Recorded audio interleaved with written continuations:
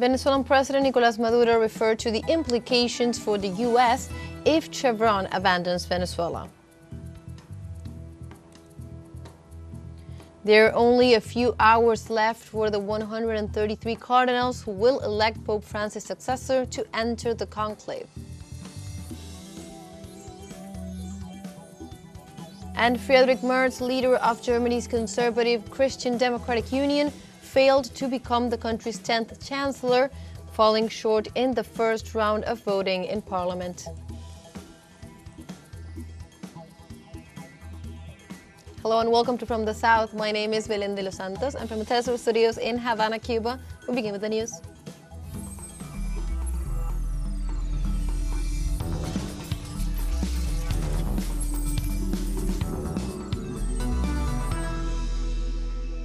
Venezuelan President Nicolás Maduro referred to the implications for the U.S. if Chevron abandons Venezuela.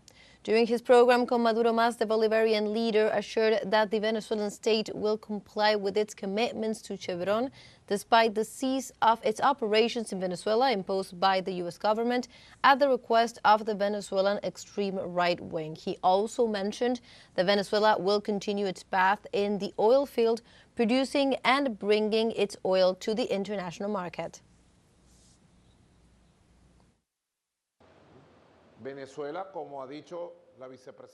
Venezuela, as the Vice President and Minister of Hydrocarbons have said, Venezuela will continue to comply with everything agreed and signed with Chevron. Everything. And who is hurting Chevron is this group, and the government of the United States. The workers have the capacity for these oil fields to continue producing, and there are workers, not only presidents, who will continue to produce, but we have a plan to grow production in all these oil fields. Venezuela will not be stopped by anyone. Who is being harmed is Chevron. Venezuela will continue its path in the oil field, producing and bringing the Venezuelan product to the international market, which we have guaranteed. And Venezuelan President Nicolás Maduro called European elites ungrateful for underestimating the decisive role of the Soviet army and people in liberating Europe during the Second World War. In his program, Con Maduro Más, on the 80th anniversary of the end of the Great Patriotic War, the president stressed that the Soviet victory over the Nazi machine was the greatest historical achievement known in any war. In this sense, the Venezuelan president underlined that it was the Russian army that discovered the Nazi concentration camps and revealed to the world the crimes of the Holocaust, in which millions of innocent people lost their lives.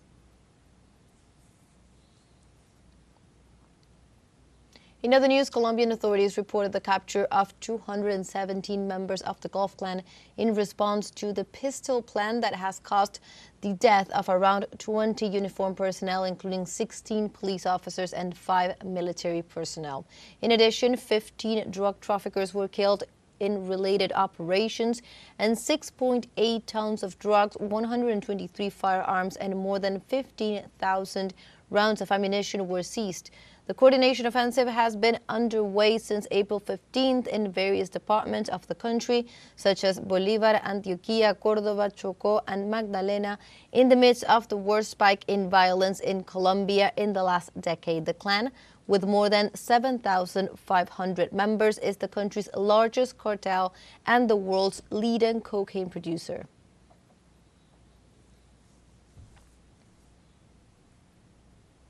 And residents of Colombia's largest migrant camp, La Pista, are facing worsening conditions after U.S. President Donald Trump ordered the closure of U.S. aid and froze aid funds in January of 2025. Over 9,000 people living in the camp have lost access to essential support from U.S.-funded NGOs, which previously provided food, water, healthcare, education, and protection for children. Now, food and water are scarce, and medical care is only available for life-threatening emergencies, and children are increasingly vulnerable to exploitation and recruitment by criminal groups. Programs that once supported small businesses and provided direct financial assistance have ended, leaving families without income or hope for improvement. The overall effect is a deepening humanitarian crisis, with many residents feeling powerless and abandoned.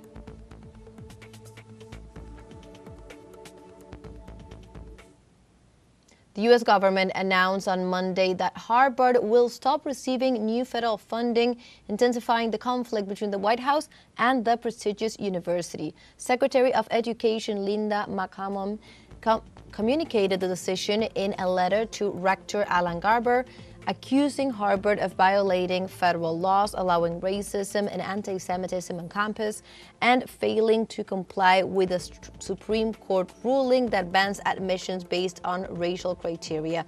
As a result, $2.2 billion in already allocated federal funds were frozen and are under review for up to $9 billion in total. Harvard responded by filing a federal lawsuit, arguing that the withdrawal of funds is illegal, exceeds the government's powers, and represents an attack on university autonomy and freedom of speech protected by the First Amendment.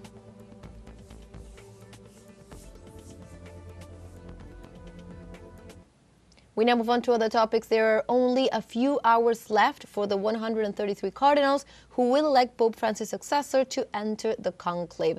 Strong security measures are in place throughout the city and especially in the Sistine Chapel. The word conclave comes from the Latin cum clave, which means under lock and key, and that is how the members of the College of Cardinals will be from 4:30 p.m. local time on Wednesday.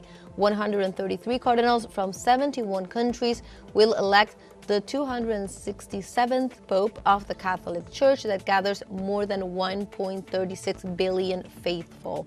The strict security measures that must now deal with the technological challenges order the deactivation of cell phones starting at 3 p.m. local time. Signal jammers will also be activated in all areas surrounding the Sistine Chapel. From cardinals to service personnel must take an oath of secrecy under penalty of automatic excommunication.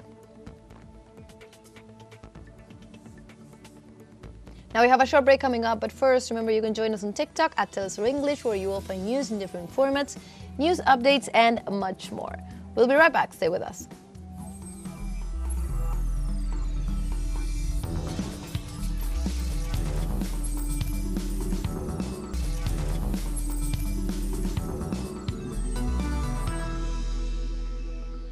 Welcome back to From the South. In Chile, more than 90% of the cases of human rights violations are closed without culprits. In this context, 6 years have passed since young Chilean Gustavo Gatica lost both eyes due to police repression during the popular revolt of October of 2019. Our colleague, Paola Dragnik, brings us more details. Ana María lleva la fotografía en blanco y negro de su Ana María carries the black and white photograph of her father and her little brother, both detained and disappeared by the dictatorship of Augusto Pinochet. To these photographs, she now adds those of the victims of the social uprising of October 2019. Si antes nos desaparecían a los nuestros, ahora los mutilan. If they used to make our people disappear, now they mutilate them. They leave them blind. They force them to commit suicide. Jorge Salvo, one day before committing suicide, he was with us. It was impressive, so that can happen to us again. Here, memory is the main thing. Memory is the part. It is the basis of a true democratic system. Un sistema de democracia verdadera. Pero Chile parece olvidar rápido. But Chile seems to forget quickly and accumulate impunity in its history. There are already 5 young people who have taken their own lives after having their eyes mutilated by carabineros. Por eso es necesario las acciones como las que hacemos hoy día. That is why actions like the one we are taking today are necessary. To repudiate impunity, to repudiate denialism, but also immorality. When Crespo vindicates having shot in the eyes, because here we are not only talking about Gustavo Gatica, we are talking about hundreds of young people who have had their eyesight mutilated. Gustavo perdió ambos ojos por Gustavo lost both eyes due to Claudio Crespo gunshots, an ex-lieutenant who reivindicates his actions on social networks despite the brutal evidence in the videos leaked by Cypher magazine. Nosotros creemos que los videos que se han dado a conocer We recién believe that the videos that have recently been released from the carabineros that correspond to Claudio Crespo will be relevant when making a decision, because although they are not from the date of the events, they do demonstrate the conduct that he carried out when he was a carabineros officer and directed his subordinates. y dirigía a sus subalternos, ¿no? Estos son These are some of the videos. Listen for yourself. I'm going to scratch your eyes out. You hear? Han pasado 6 años y para 6 years have passed, and for justice, the more than 400 cases of ocular trauma have not been enough. La impunidad es algo que marca. Impunity is something that marks a society, and unfortunately, Chile knows this.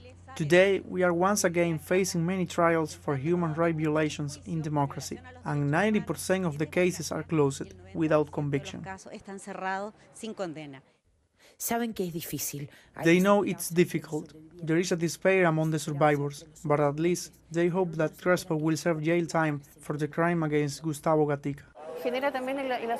This also generates in society a normalization of violence, a distrust of institutions, and obviously the persecution of people who demonstrate to demand rights in a fairer society. Persecución del Estado y de los medios de Persecution by the state and the media, but also social criminalization. Hago un llamado a la gente común. Well, I call on the common people to be well informed that we are not criminals, that the great majority, more than the 99%, I believe, of the people who went out to protest and who were injured in the protest were working people. The more than 460 mutilated eyes were those of working people. Los ojos mutilados eran de personas trabajadoras. y que hoy esperan algo. And that today they expect some justice. Equipo teleSUR, Chile. In Bolivia, the inflation index registered a reduction of 0.9% in April. The Statistics Institute reported that this is the lowest inflation in the last 7 months. Our correspondent, Freddy Morales, tells us the details.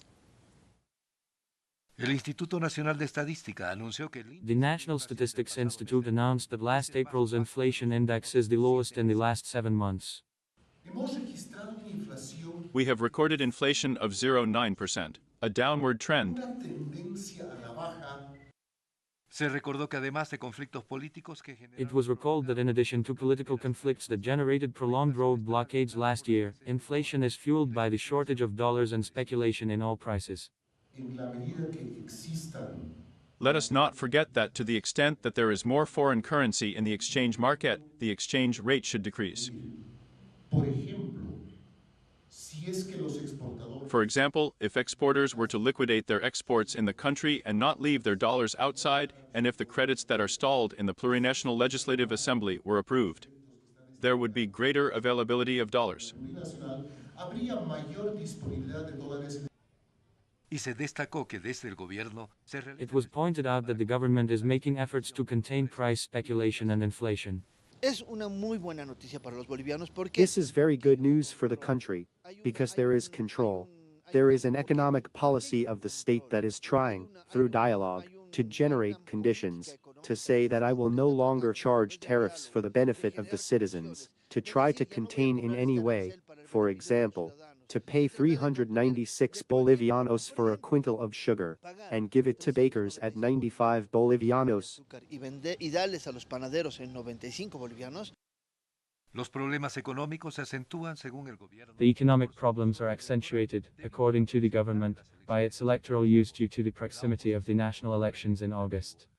The opposition, which controls the legislature, blocked all government initiatives, including the approval of more than $1.8 billion in international credits. Es la crisis política, porque te genera una incertidumbre. It is the political crisis that generates uncertainty. Uncertainty generates demand for products, and when traders see that demand, they raise the prices of inputs and food. There is another point, it is smuggling in reverse. Pero hay otro punto más que hay que ver. When you go to the border with Bermejo and Yaquis, you see thousands of Argentines buying products produced in Bolivia. A miles de argentinos comprando alimentos bolivianos. Tras más de una década de estabilidad económica y baja. After more than a decade of economic stability and low inflation, last year the country reached double digits with 10.66% accumulated inflation in the 12 months. The crisis began with a shortage of dollars due to a drop in natural gas exports, which led to fuel shortages and a general increase in prices. Freddy Morales, teleSUR, Bolivia. We have a second show break coming up, but before we invite you to visit our Facebook page at teleSUR English. There you'll be able to watch our top stories, special live coverages, and much more. Follow our page and activate the notification button to stay up to date on the world's most recent events. Final short break, don't go away.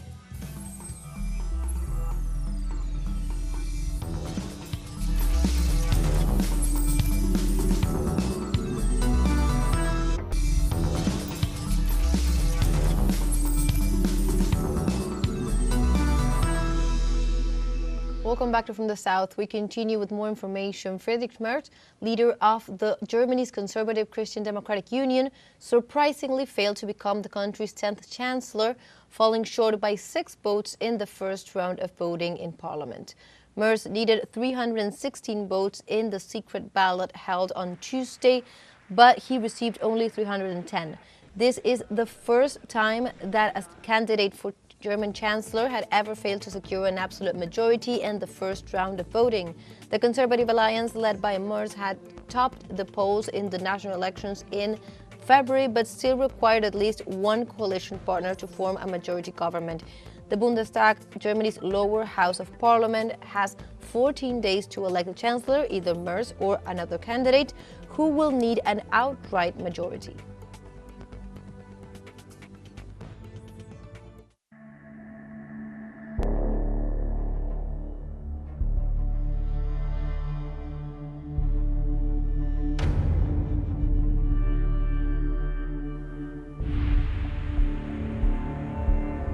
We continue with other topics. Gaza authorities have warned the enclave's hospitals are just 48 hours away from total collapse due to the Israeli blockade. The Gaza Ministry of Health has warned that the remaining fuel will only be enough for 2 days, leaving critical units such as the ICU, operating rooms, and neonatology without functioning.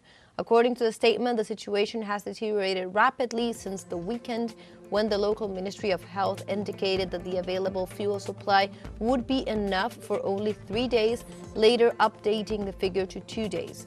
For more than 2 months, Israel has maintained a tight blockade on the entry of humanitarian aid into Gaza, even though the Gazan authorities have denounced that this measure prevents access to the fuel necessary for the hospitals to function.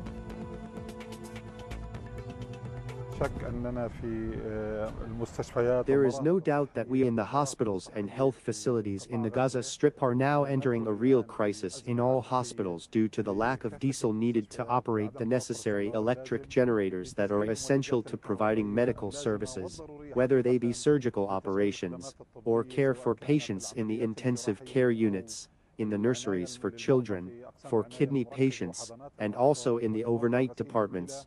وأيضا في أقسام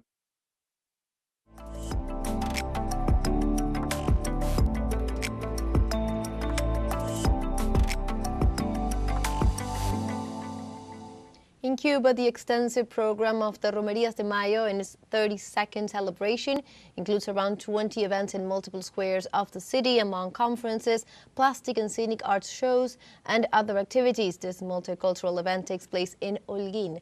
Our colleague Jordani Rodriguez tells us about it.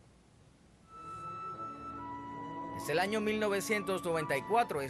1994, the cultural event has turned Holguín into the capital of young art in Cuba.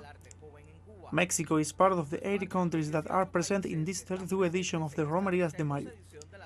The premiere in Cuba of the opera of La Mulata de Córdoba by composer José Pablo Moncayo of the Aztec country is part of the wide range of auctions. The Rodrigo Prat Lyric Theater, the Holguín Symphony Orchestra, as well as choristers and musicians from Mexico, join in this song from solidarity among nations under the orchestral direction of Maestro Isaac Márquez. It is wonderful because both in the lyric theater and in the orchestra there are first-year students and even professionals, and it is an integral experience for everyone. Since the group is heterogeneous, you have to know how to work so that everyone sounds the same and that they are at the same level. Among the most awaited spaces of the Romerías is the 30th edition of the Congress of Thought and Prize for Young Researchers Memoria Nuestra. This is a meeting of deep reflection inspired by the analytical vocation and social commitment of the artists attending the Romerías. It is the first time that I am in Holguín, in Romerías, and the truth is that I have been surprised by the amount of activities they have. We start very early, about 4 in the morning. It is to come prepared to not sleep and to see many activities of all kinds, performing arts, visual arts, and a super important part that has caught my attention is the academic part.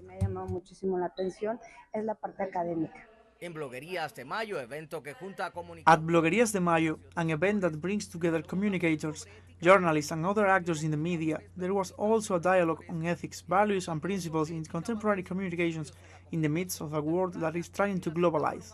The ethical and legal challenge of the use of artificial intelligence in the media were discussed at the event. We have to go ahead and demonstrate that artificial intelligence is a tool that we can put in value from use of ethics, from the journalistic trait and exercise, not humanizing them but using them as a tool. We must give them the elements for good use and apply them from good practices.